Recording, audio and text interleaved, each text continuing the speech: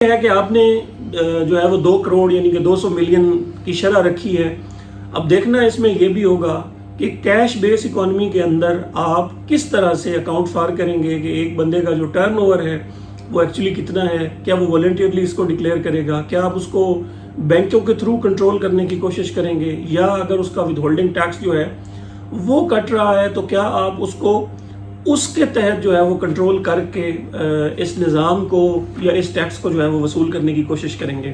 دیکھیں turn over جو ہے اس کی جو اسیسمنٹ ہے وہ پہلے میں آپ کو گزارش کر چکا ہوں کہ وہ جو پاکستان کی کیش بیس اکانومی ہے وہ جو سارا کیش کے اوپر لین دین ہو رہا ہے اس کا آپ کس طرح سے ٹرن اوور جو ہے وہ اکاؤنٹ فار کریں گے.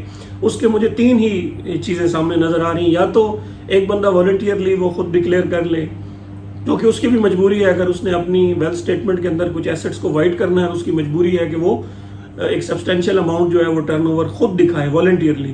دوسرا FBR کے پاس جو ہے طریقہ وہ بینک ہیں یا ود ہولڈنگ ٹیکس ہے. تو آپ کو بھی پتہ ہے کہ ہمارے جو ہول سیلر ڈسٹریبیوٹر سے نیچے جتنے بھی چھوٹے ریٹیلرز بیٹھے ہیں وہاں پہ ود ہولڈنگ ٹیکس جو ہے وہ نہیں ہوتا. اس طرح آپ ان کو نہیں پکڑ سے انلیس انٹل کہ وہ لوگ جو پراپر کمپنیوں کے ڈسٹریبیوٹر سے پرچیز کرتے ہیں یا ایک آلریڈی ڈاکومنٹڈ سیکٹر کے ساتھ جو کام کر رہے ہیں ان کا تو پتہ چلتا ہے. ادروائز باقیوں کا جو پتہ چلانا ہے وہ بہت مشکل ہو جاتا ہے.